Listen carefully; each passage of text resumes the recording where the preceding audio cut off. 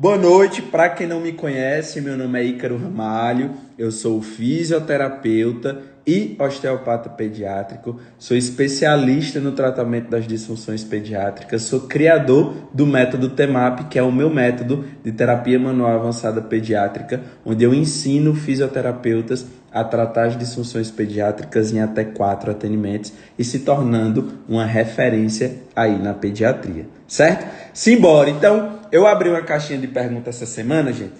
Foi ontem, eu acho, antes de ontem, não sei. E teve muita pergunta sobre refluxo, certo? E então eu decidi que o tema da nossa live de hoje seria esse tema, porque é algo muito recorrente aqui no nosso consultório, tá? Eu acho que 90% dos pacientes apresentam algum grau de refluxo. Quando a gente vai olhar, pergunta para as famílias, vê o que está acontecendo e de fato é muito recorrente, tá? E muitas vezes as famílias elas são orientadas de forma errada, ou as famílias acham que aquilo ali é normal, tá? Ou é assim mesmo, tá ganhando peso, tá crescendo, se preocupa não, com 3 meses vai passar. Quem nunca ouviu isso, né? É o golfador feliz. Será que é normal? A gente vai entender tudo sobre isso agora, beleza? Então, sempre quando eu começo uma live, eu gosto de introduzir para vocês entenderem como é que o corpo do bebê funciona, né? A gente ouve muito que o refluxo ele é causado, é assim mesmo, é uma imaturidade do trato gastrointestinal, né? As pessoas ouvem muito isso, as famílias ouvem muito isso, os profissionais falam muito isso para as famílias, certo? Mas vamos entender o que de fato é esse trato gastrointestinal, certo? Gente, o trato gastrointestinal não é só o estômago, tá? E o intestino. Pelo contrário, é um tubo que começa desde a boca, passa pelo esôfago, chega lá naquela região do estômago, vai acontecer uma dilatação desse tubo, tá? Que é o nosso estômago. Depois esse tubo vai se fechando, dá formação a todo o intestino,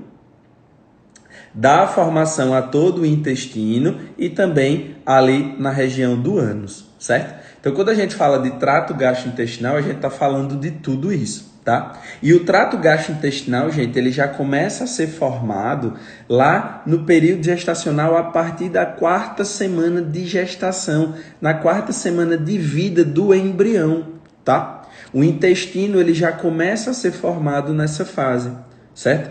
E o resto, a deglutição, ela começa a acontecer também ainda no período gestacional. Então, esse trato gastrointestinal, ele tem essa formação, o início dessa formação a partir da 4ª semana de vida do embrião. E a partir da 11ª semana de gestação, esse embrião, ele já tem um estímulo de sucção, tá? Ele já começa a ter estímulos de deglutição. O tempo vai passando, então esse bebê, ele vai começando a deglutir o líquido amniótico. Tudo isso é um treinamento para que esse trato gastrointestinal, quando esse bebê nasça, ele comece a funcionar, né? Existem esses estímulos que precisam ser dados, acontecer quando esse bebê nasce, para que esse trato gastrointestinal comece a funcionar. Então, é a movimentação da língua, essa deglutição, a abertura dos esfíncteres, o fechamento, o próprio movimento peristáltico lá do estômago para fazer a digestão, o próprio peristaltismo também do intestino. Tudo isso é o trabalho do sistema gastrointestinal, certo? E isso já começa desde o início lá do período gestacional. Ou seja, tem mães aí que nem descobriram que está grávida e esse trato gastrointestinal já está funcionando, esse bebê já está ali fazendo esses estímulos de deglutição, tá? Então, quando a gente fala de trato gastrointestinal, a gente está falando disso, tá? E ele já nasce, gente, formado, certo? O trato gastrointestinal, ele não se amadurece na formação depois que esse bebê nasce. Não, ele já está completo e todo formado. A função desse trato gastrointestinal é que ela pode estar um pouquinho atrapalhada, tá? Então, por isso que eu, na minha opinião, não concordo quando o profissional fala que o bebê está tendo refluxo porque ele está com a imaturidade do trato gastrointestinal. Imaturidade seria eu querer que esse bebê ele digerisse um bife, tá? Mas beber leite não faz muito sentido, tá? A única coisa que o bebê se alimenta é o leite e esse corpo não nascer preparado para digerir esse alimento. Comecem a raciocinar comigo, tá? Não faz o menor sentido, gente, essa orientação. Então, esse trato gastrointestinal, ele funciona, ele já nasce formado, só que essas funções de comandos, estruturas específicas precisam comandar para toda essa atividade funcionar. Por exemplo, esse peristaltismo, essa abertura e fechamento das válvulas, a secreção de suco gástrico, de enzimas digestivas, tudo isso é feito por estruturas específicas. A gente vai falar sobre elas aqui para você entender que, de fato, o refluxo é muito mais um problema de condução de informação do que essa alteração dessa imaturidade desse trato gastrointestinal, certo? Então a gente vai entender sobre isso aqui, fica até o final para vocês entenderem. Então quando a gente fala de trato gastrointestinal, é basicamente tudo isso. Então vai acontecer essa dilatação lá nesse tubo que começa da boca, desce, chega na região do estômago, acontece essa dilatação, depois volta aí nesse formato do tubo, vai dar a formação do intestino e reto, certo? E lá nesse estômago existe, gente, duas aberturas. Então, nessa região aqui do estômago do nosso paciente, né, essa dilatação desse tubo, vai existir um esfíncter superior e um esfíncter inferior, tá? E aí, esse estômago, ele meio que funciona como um liquidificador. Então, o conteúdo gástrico vai chegar lá no estômago e essa bolsinha, esse liquidificador, vai ficar fazendo sua movimentação.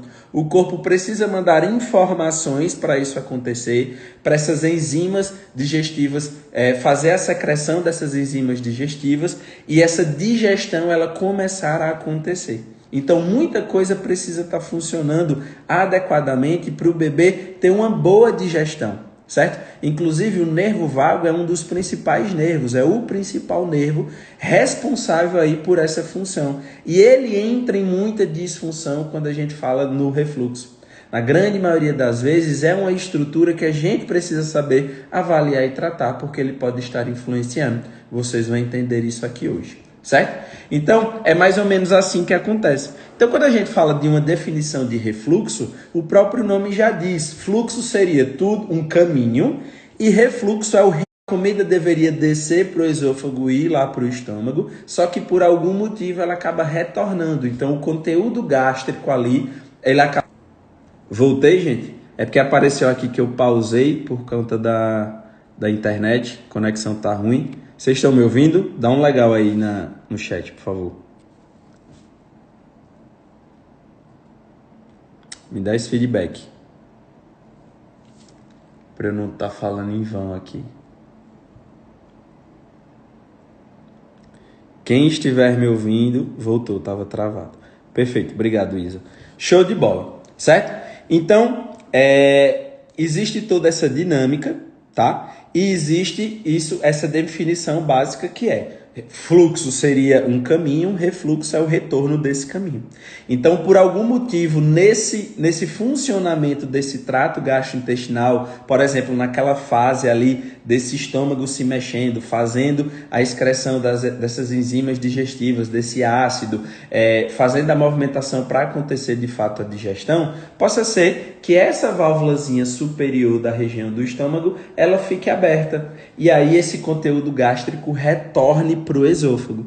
Isso vai causar uma acidez maior nessa região do esôfago, que não está preparado para receber esse conteúdo ácido. E aí que vai acontecer os sinais e os sintomas do nosso paciente, né? Então o paciente ele vai sofrer azia, tá? Ele vai sofrer dor, ele vai ter desconforto, porque esse conteúdo vai voltar mais ácido lá para o esôfago, tá certo? Então, é isso que a gente precisa ter em mente quando a gente fala de refluxo, tá? E aí a literatura define a clássica características específicas do refluxo, né? Existe o que eles chamam de refluxo fisiológico, que teoricamente seria aquele bebê, por exemplo, que gofa muito, mas que ele está ganhando peso, ele está crescendo adequadamente, ele não está chorando, ele não está irritado, certo?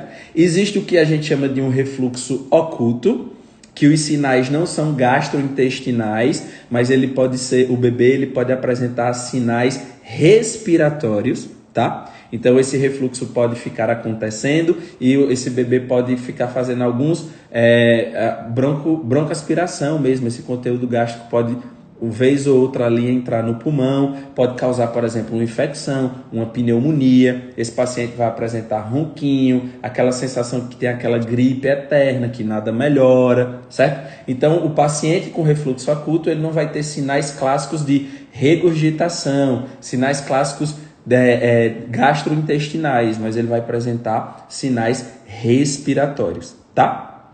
E existe a classificação do refluxo patológico, que seria aquele refluxo que a regurgitação está sendo tão intensa e frequente que o bebê não está conseguindo absorver os nutrientes, ele não consegue ganhar peso, ele não consegue crescer, porque não tem tempo desse corpo absorver os nutrientes, porque a regurgitação, esse golfo, ele é muito frequente, esse refluxo acontece de uma frequência muito alta. De uma forma geral, a medicina só se preocupa com esse terceiro refluxo, que é a patologia propriamente dita, quando esse bebê não está ganhando peso, quando esse bebê não está se desenvolvendo, tá? Só que todo o nosso raciocínio, quem trabalha com terapia manual, eu já estou cansado de falar, na verdade vocês estão cansados de ouvir eu falar isso aqui, que nós que trabalhamos com a terapia manual avançada pediátrica, com a terapia manual, a gente tenta entender a causa do problema. O porquê esse bebê está apresentando esse sinal. Por quê? Se fosse fisiológico, para mim, meu raciocínio é esse. É fisiológico? Então 100% dos bebês deveriam ter refluxo. Porque tem alguns que têm e outros não. Porque tem alguns que são muito mais intensos e outros não. Esse papo da imaturidade do trato gastrointestinal não cola. Porque esse bebê não vai comer um bife, uma picanha. Ele vai beber o leite, que é a única coisa que ele se alimenta. Tá? E por que tem alguns bebês que apresentam e outros não? Tá? Então a gente precisa entender. É aí que começa o nosso raciocínio. É entender quais são essas verdadeiras causas desse refluxo. Muitas vezes esse bebê está ganhando peso porque o fluxo do peito da mãe pode ser muito alto. Então, à medida que ele está regurgitando, mas ele está mamando e ele está absorvendo, ele está engolindo muito leite, ele está comendo ali muito, porque esse fluxo é muito intenso, certo? Mas o refluxo está presente. Só porque ele está ganhando peso significa que é algo que a gente não precisa se preocupar? Não. Teve regurgitação, teve refluxo, saiu fora muito do normal, está acontecendo frequente, acontece depois de todas as mamadas, todos os dias acontece. Saiu um pouco do habitual. Vamos entender o que é que está acontecendo com esse paciente, certo? É isso que a gente precisa ter em mente. E é muito engraçado porque o refluxo, gente, ele já está muito interligado com outras estruturas, com outras disfunções, certo? Como, por exemplo, o torcicolo. Vocês vão entender isso aqui hoje.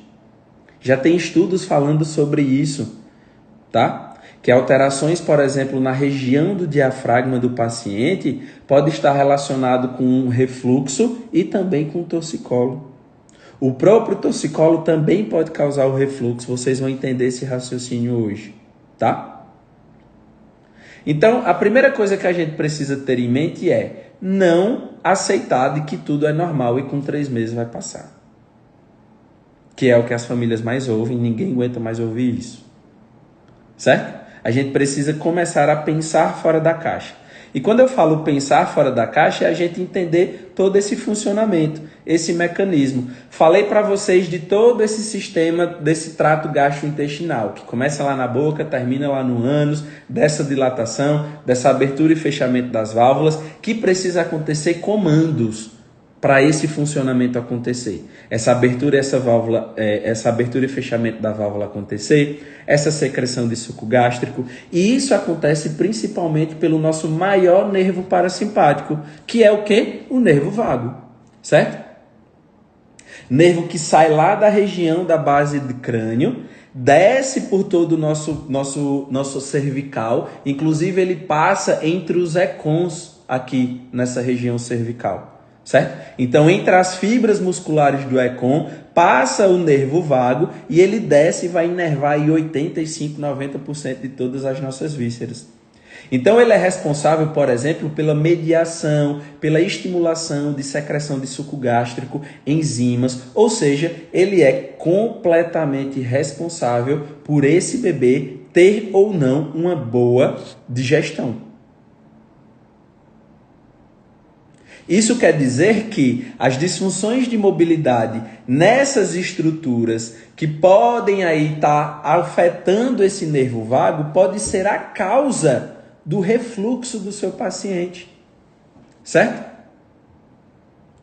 É muito comum o paciente apresentar uma disfunção em região de base de crânio.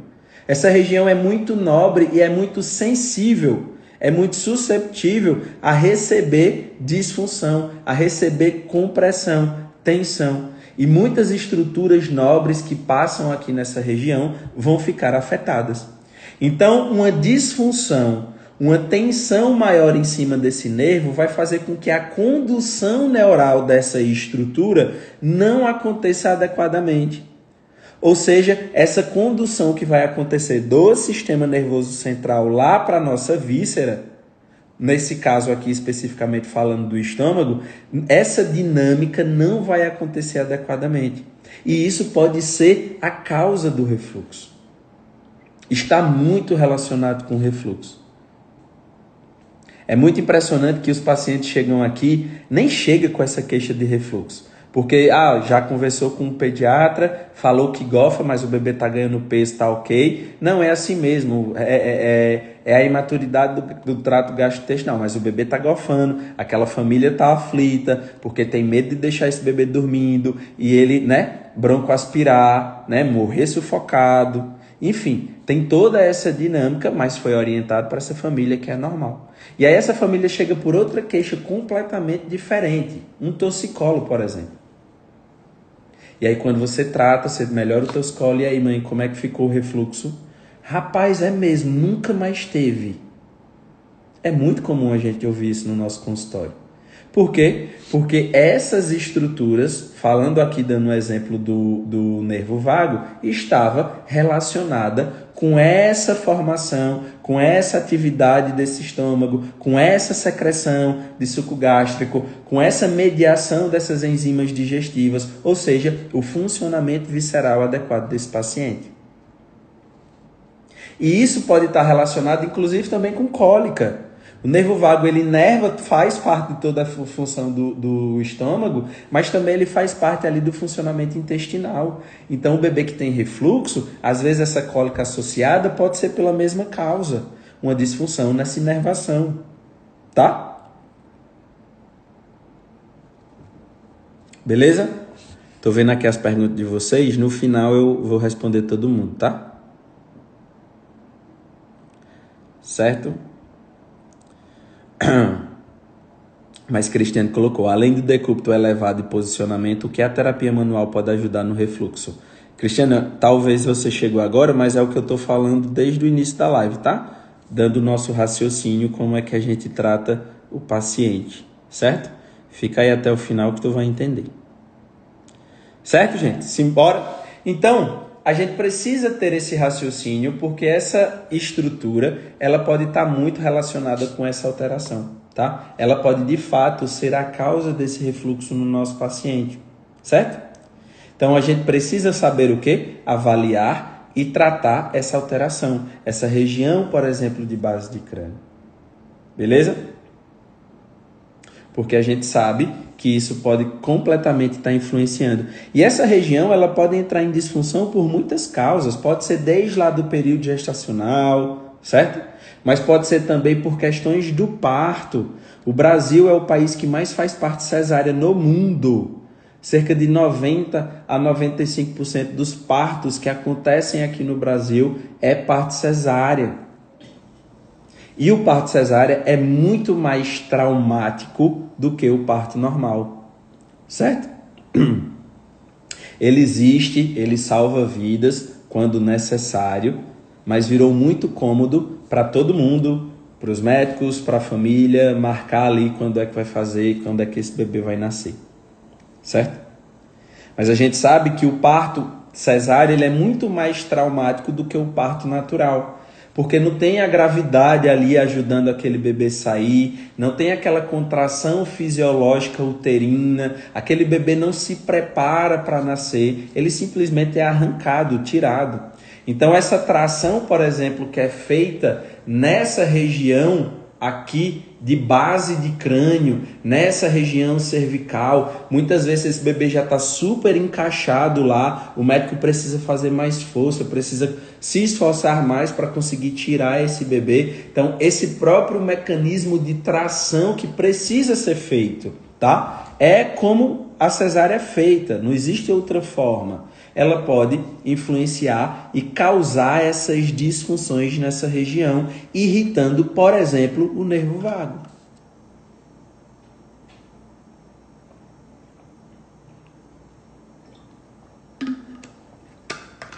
Que eu falei para vocês, acabei de falar, que ele é muito importante aí por essa boa digestão, esse bom funcionamento, especificamente falando do estômago, certo? Tem um estudo, se eu não me engano, que fala que bebês que nascem de parto cesárea têm 6 vezes mais refluxo. Vou aumentar aqui a temperatura. Tem 6 vezes mais refluxo do que bebê que nasce de parto natural. Exatamente por essa alteração. Essa tração que precisa ser feita e essa disfunção que é causada nessa região de base de crânio do nosso paciente. Então, se você é fisioterapeuta, se você trabalha com a terapia manual, você precisa entender todo esse mecanismo e saber avaliar e tratar essa estrutura, que é muito nobre, certo? É um dos primeiros passos. Outra região também que pode estar influenciando, por exemplo, no refluxo é o próprio torcicolo. Por quê? Porque no torcicolo, toda essa região cervical, de uma forma geral, ela vai estar mais contraída. E eu falei para vocês que o nervo vago ele passa entre as fibras aqui musculares do econ, entre os econs, tá? Então, por exemplo, se for aquele torcicolo que o econ está envolvido, que a gente sabe que o econ não é sempre que ele está relacionado com o refluxo, com o torcicolo, mas se for um torcicolo que essa região de econ estar envolvida, ele pode estar fazendo uma compressão, uma tensão maior nessa inervação, tá? E aí essa dinâmica neural, essa condução neural, ela não vai acontecer adequadamente. E aí esse bebê pode apresentar esse refluxo. Beleza? Ah, mas está ganhando peso, Ícaro, mas está se desenvolvendo bem, ele nem fica irritado, está tudo ok com esse bebê. Certo? Mas você imagina, por exemplo, uma consequência, tá? Estou aqui imaginando uma disfunção não tratada. Vamos raciocinar comigo. Imagina, por exemplo, esse refluxo o tempo todo acontecendo, esse conteúdo gástrico voltando do estômago para o esôfago. Esse corpo entende que a qualquer momento esse conteúdo pode entrar lá no sistema respiratório. Então o corpo, para se defender, vai ficar fazendo broncoespasmos no pulmão. Porque ele entende, a qualquer momento isso aqui pode entrar, então eu já vou me proteger. Vou ficar fazendo aqui uma contração pulmonar, vou fazer um broncoespasmo, porque para se isso acontecer, eu já estou preparado para essa situação. E isso a longo prazo vai sensibilizar esse sistema respiratório, certo? E aí vai ser aquele bebê, por exemplo, que vai ter muito mais, vai ser muito mais sensível a alergias. Vai ser um bebê que possivelmente pode desenvolver uma asma. A asma é o que, gente? É o broncoespasmo. Acabou. É aquele bebê que toma um banho mais tempo na piscina, gripa, fica todo congestionado, pegou uma poeirinha, ativa uma crise alérgica, certo? Por quê? Porque esse sistema respiratório ele está sensibilizado de forma crônica. Esse refluxo aconteceu na vida desse paciente e não foi tratado. E para se proteger, esse corpo ficou fazendo esse broncoespasmo pulmonar. Entende como vale a pena você fazer uma avaliação e tratar esse paciente? Mesmo que ele esteja ganhando peso, mesmo que ele não esteja irritado, essa história de gofador feliz, sabe? Não, a gente precisa entender que tem sim consequências quando não é tratado. E você tem esse poder de mudar essa história, de mudar aí essa repercussão negativa que iria acontecer nesse paciente. Nós somos quem tratamos de fato a causa do refluxo, tá? Porque a medicação, ela não trata a causa. A medicação, ela alivia o sintoma. É diferente, certo? Quando a gente fala especificamente do refluxo, a medicação ela pode agir de duas formas. Ou ela vai acelerar esse processo digestivo, que é para não ter tempo dessa regurgitação acontecer. Então, esse bebê mama, logo a digestão acontece, então não tem tempo desse golfo acontecer, desse refluxo acontecer, certo? Ou os omeprazol da vida, o adulto não toma omeprazol, né? Tem o omeprazol pediátrico, que é mais fraco, que vai deixar esse ambiente do estômago aí menos ácido. E aí quando essa regurgitação acontece, esse refluxo acontece, esse conteúdo gástrico ele vai para o esôfago, mas ele está menos ácido, não causa azia no paciente, não causa desconforto. E aí o paciente fica tranquilo. Ele está gofando, mas ele não está irritado, ele não está choroso, não está causando essa esofagite nele, sabe? E aí é batata. Parou de tomar a medicação, está tomando por 4 meses, 3, 4 meses. Parou de tomar a medicação, o refluxo volta. O incômodo volta. Os sinais que o bebê pode apresentar num refluxo volta. Vou inclusive falar sobre eles aqui. Por quê? Porque a medicação resolveu o sintoma. Não estou falando para vocês que não é importante a gente tratar o sintoma, lógico que é. Mas a gente precisa entender que é a causa que precisa ser resolvida. Certo? Então, muitas vezes a medicação ela vai ser super bem-vinda. Eu falei sobre um paciente meu esses dias que chegou para mim para tratar um torcicolo, ele tinha um refluxo, mas a mãe não quis dar o remédio, já tinha um mês que tinha sido prescrita a medicação para esse bebê, ele passou um mês com refluxo, ele estava com esofagite, super irritado, sem dormir, muito irritado, choroso, chegou aqui no consultório, chorou o atendimento inteiro, se jogando para trás, aquela postura toda, certo? Eu falei, mãe, ele está com esofagite. A medicação, e expliquei tudo isso para ela. De fato, a medicação não trata o problema, mas nesse momento ela vai ser importante, porque ele vai dar um conforto para o seu filho, vai melhorar esse sintoma dessa queimação, certo? Essa azia que ele está sentindo. E aí foi dito e feito. O paciente começou a tomar a medicação, as coisas se acalmaram, a gente conseguiu resolver o problema. Certo? A medicação é importante pontualmente, mas pensar a longo prazo, inclusive, já tem estudos falando sobre isso, dos malefícios do paciente tomar essas medicações que mexem aí com as bombas de sódio e potássio. Já tem estudos que falam dessas medicações a longo prazo, os malefícios que isso causa. Certo? Então é importante a gente saber que a medicação ela não trata o problema e que na grande maioria das vezes o problema é causado por disfunção de mobilidade tecidual, que é o que eu e você conseguimos tratar com a terapia manual. Certo? Tem um estudo bem legal onde um profissional pegou 60 bebês diagnosticados com refluxo, a patologia mesmo, né, pela medicina, aquele refluxo que o bebê nem peso está ganhando, e ele fez um protocolo com técnicas de terapia manual por 4 semanas, dividiu em 2 grupos esses pacientes, ele fez só medicação e o outro grupo ele fez medicação mais técnicas da terapia manual. E em 4 semanas, ele conseguiu tirar esses pacientes que fez terapia manual, técnicas da terapia manual, mais medicação do diagnóstico do refluxo. Enquanto os que só tiveram medicação não tiveram melhora nenhuma. E teve muitos que teve até piora dos sinais. Tá? Isso foi um estudo feito aqui no Brasil. Olha que interessante. Certo? Então a medicação de fato pode ajudar nesse sentido para dar esse conforto, mas a gente precisa entender a causa, certo? Então, a causa a gente já sabe que são disfunções de mobilidade, né? Falei para vocês sobre essa questão da região aí do nervo vago, que é uma região muito nobre que a gente precisa avaliar. Mas outras estruturas também podem estar relacionadas, como, por exemplo, o próprio músculo diafragma.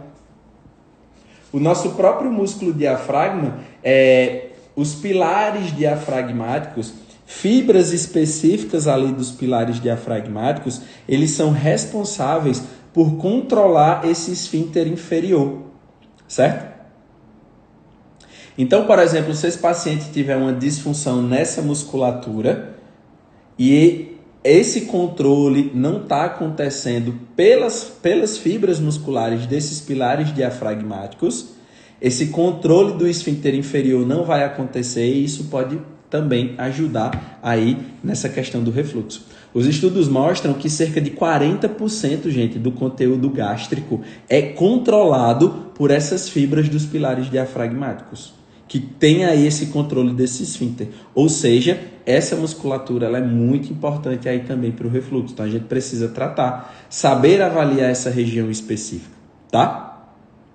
E a gente precisa entender também da inervação. Então, muitas vezes, o parto lá cesárea, por exemplo, que precisou fazer essa tração, pode ter irritado o nervo vago, mas pode ter irritado também as inervações que fazem ali a dinâmica neural do funcionamento desses pilares diafragmáticos. Tá? Nervo frênico, por exemplo. Certo? Então, uma mesma disfunção pode alterar outras estruturas, e aí a gente precisa saber avaliar e tratar. Tá? Então, nervo vago, o diafragma é muito importante. O diafragma também é importante porque ele faz um equilíbrio aqui, ó, ele divide a cavidade torácica da cavidade abdominal e existe equilíbrios de pressões entre essas duas cavidades. Então, o desequilíbrio pressórico dessa cavidade abdominal em relação à cavidade torácica também pode influenciar com que esse refluxo aconteça, tá? Então, a gente precisa saber avaliar também, ó, região torácica. Então, disfunção nessa região torácica do nosso paciente pediátrico, alterando essas pressões, também pode influenciar e fazer com que esse refluxo aconteça, certo?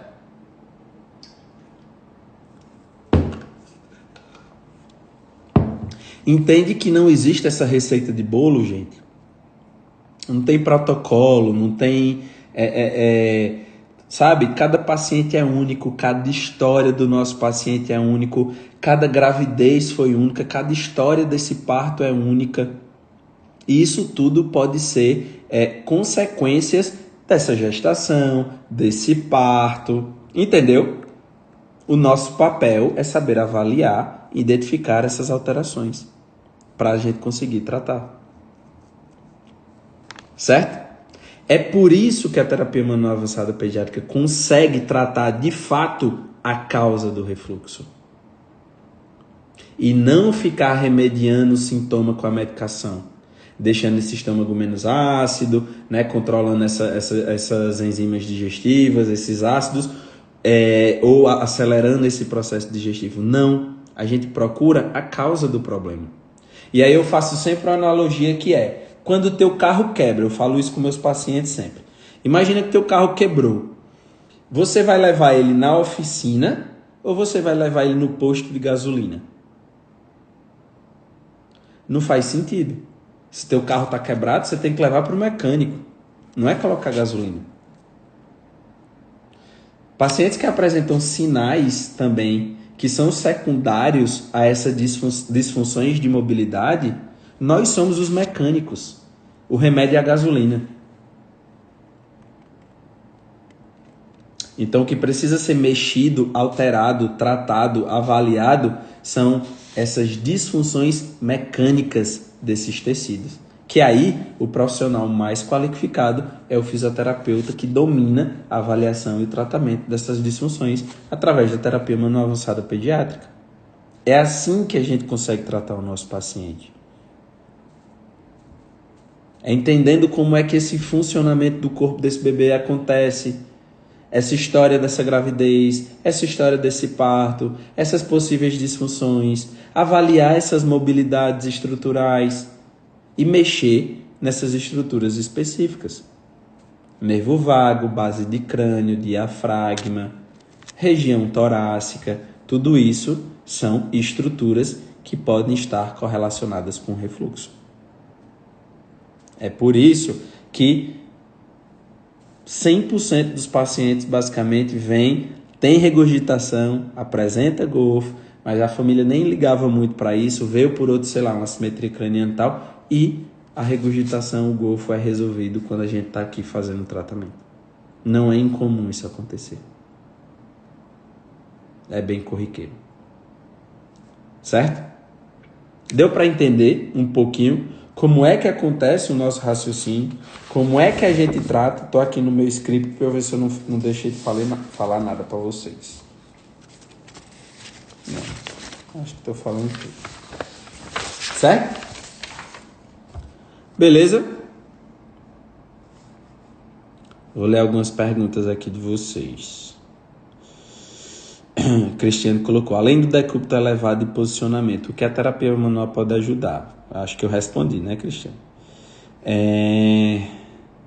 Vamos lá. A elevação, gente, nem é mais indicado, tá? Não sei se vocês sabem disso, mas elevar o berço lá ou aquele travesseiro anti-refluxo nem é indicado mais. Não resolve nada. Não resolve nada. A gente, de fato, precisa resolver o problema, tá? Muitas vezes isso da elevação dá uma acalmada no paciente. Lógico, a ação da gravidade vai ajudar. Imagina que a condução lá para manter esse esfíncter fechado não está acontecendo adequadamente, ele vai ficar aberto. Se o bebê está deitado, tem uma propensão de fato essa regurgitação acontecer. Se ele está mais elevado, né, pelo efeito da gravidade, isso tende a não acontecer. Esse retorno ele fica mais difícil, certo? Esse retorno ele fica mais difícil, beleza? É por isso, por exemplo, que às vezes um bebê que tem refluxo, que ele está sentindo azia, ele não aceita ficar muito em superfície plana. Ele não vai aceitar deitar em superfície plana, no berço, certo? Ele vai querer ficar o tempo todo assim no colo da mãe. Por quê? Porque já criou uma memória ruim nele. Falou, pô, se eu deitar, eu vou golfar e vou sentir azia, então eu vou querer ficar aqui no colo da minha mãe. E aí ele só se acalma quando está nessa posição mais elevada. Isso é muito comum no nosso consultório. Certo? É muito comum.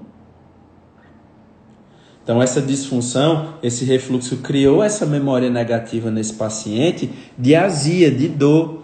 Então ele, pô, não quero sentir dor, então eu quero ficar aqui no colo da minha mãe. E aí é um bebê que você tem que ficar o tempo todo com ele assim. Se você tenta colocar ele em uma superfície plana, ele vai se irritar e chorar. Certo? Isso é muito comum também. Eu falei do refluxo oculto e falei para vocês das questões respiratórias, né? Mas a gente também tem como identificar, por exemplo, o refluxo na criança maior, tá? Então, criança, por exemplo, que tem 1 ano, 1 ano e meio, 2 anos, sinais que essa criança pode estar apresentando um refluxo, por exemplo, é aquela criança que bebe muita água, é aquela criança que acorda no meio da madrugada para beber água ou comer, tá? É aquela criança que tem tosse seca durante o dia, à noite, crises de rinite, certo? E todos os seus processos crônicos que ela pode causar. Tudo isso pode ser sinais de um refluxo numa criança mais velha, certo? Paciente que é mais novinho pode apresentar, por exemplo, hiperextensão cervical, tá? Então o paciente pode ter esse sinal aqui, ó, quando ele vai dormir, que a mãe coloca lá no berço, ele faz isso aqui. Por quê? Porque como esse refluxo volta para o esôfago mais ácido, está causando esse desconforto, ele tenta fazer essa hiperextensão, que é como se fosse uma medida protetiva para ver se alonga esse esôfago, para ver se esse conteúdo gástrico retorna lá para o estômago. Certo? E aí o bebê sempre vai dormir nessa hiperextensão. Ele vai ter esse padrão de hiperextensão. Isso pode acontecer, inclusive, no peito. Ele fica se jogando para trás no peito. Isso foi, inclusive, uma pergunta que apareceu lá na caixinha, né? Ah, porque o bebê com refluxo quer mamar muito, aí depois ele gofa de novo. Isso é uma estratégia dele. Quando a gente está com azia, a gente não quer beber água o tempo todo, porque dá uma sensação de alívio quando a gente está bebendo água. Quando o bebê está com desconforto, ele está sentindo azia, ele está com esofagite, é a mesma coisa. Ele quer mamar porque o leite passando dá um certo alívio, ele beber leite dá um certo alívio, só que isso vira um ciclo vicioso. Por quê? Porque ele bebe para se aliviar, só que o estômago enche demais, o golfo acontece, ele sente azia de novo, ele sente queimação, ele se irrita, se joga para trás, quer ir para o peito. Enche tudo de novo, regurgita, azia, dor e fica nesse ciclo. Tá? Então a gente precisa quebrar esse ciclo. Fazendo o quê? Tratando a causa do problema. Certo?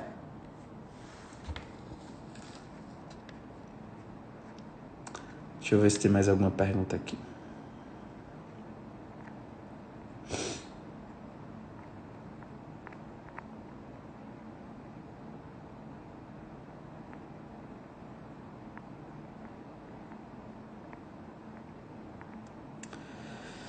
Tem algum perigo usar o travesseiro anti-refluxo ou elevar o colchão do berço? Na verdade, o que é que acontece? O bebê, gente, ele não tem as curvaturas fisiológicas da coluna ainda. Por exemplo, esse aqui é minha coluna, tá? Tá vendo que ela tem curvaturas? A gente chama isso de lordose e cifose. O bebê não existe ainda essas curvaturas. Por quê? Porque ele ainda está em formação. As vértebras ainda estão se formando, as musculaturas que se fixam naquela região ainda estão se formando. Quando a gente coloca travesseiro no bebê, a gente está forçando curvaturas na coluna que ainda não é para ser feita, tá? Então, por isso que não é indicado. A Sociedade Americana de Pediatria fala que até 2 anos o bebê não tem que dormir de travesseiro nenhum. É contraindicado. Certo? Ah, não, mas eu quero elevar porque eu me sinto mais segura, né? Então, se a família fala isso para você, fala, tá bom, mas eleva o colchão, coloca o travesseiro abaixo do colchão, eleva o colchão e não o bebê no travesseiro. Até porque não fica, gente. Quem é mãe aqui que tá me assistindo sabe. Você bota o seu bebê lá no travesseiro anti-refluxo, ele escorrega. Você vai olhar no meio da noite, o menino tá lá nos pés do berço, né? Então, o ideal é que, de fato, se você quer elevar, eleva um pouco a cabeceira do berço, desse colchão. Certo? Patrícia, no hospital tem um bebê que está com refluxo e percebi que ele está com o pescoço torto, congênito. E ela só não recebe alta porque não está mamando direito. Pois é. Pois, Patrícia, você já pode ajudar esse paciente com o conteúdo lá do TEMAP, tá? Olha para isso, gente, que interessante. Tem um estudo na Europa onde o pessoal aplica, né, as técnicas da terapia manual nos pacientes nas UTIs, tá? Porque eles perceberam que os bebês que fazem esse tratamento, eles conseguem ter alta 12 dias antes do que os bebês que não passaram por esse tratamento. Eles ganham peso mais rápido e aí por isso eles têm alta mais rápido. Faz o hospital economizar cerca de 12 mil euros por bebê no ano. Olha que loucura.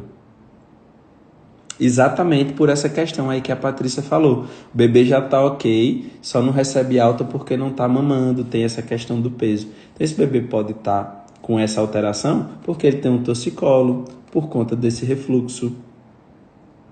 Olha aí o nosso papel, certo? Interessante, né?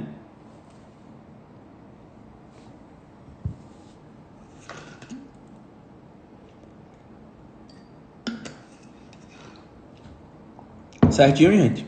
Alguém mais tem alguma dúvida? Deu para entender um pouquinho do raciocínio da terapia manual, né? Que a gente precisa avaliar a base do crânio, saber se esse paciente tem um torcicolo, ver esse diafragma, trabalhar essas questões, ó, da região torácica desse paciente, gradil costal, certo?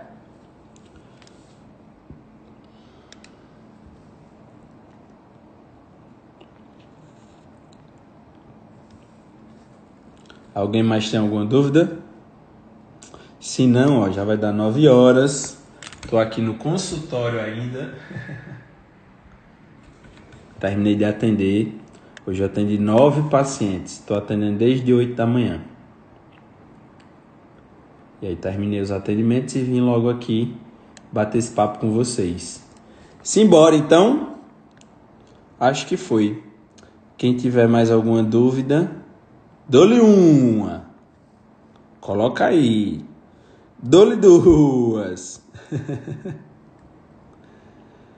Dou-lhe 3. É isso. Ó, Ângels colocou. Eu cheguei muito atrasada. Se preocupa não, a gente vai deixar salvo, tá bom? Beleza, gente? Então vejo vocês na próxima semana. Terça-feira estamos aqui de novo, tá? Terça-feira estamos aqui de novo. Todas as terças e quintas temos esse encontro ao vivo aqui. Beleza? Então, abraço, beijão, bom restinho de semana aí pra vocês. Amanhã ainda é sexta, vamos trabalhar. Bom fim de semana pra todo mundo, tá certo? Beijo, gente. Abraço. Tchau, tchau.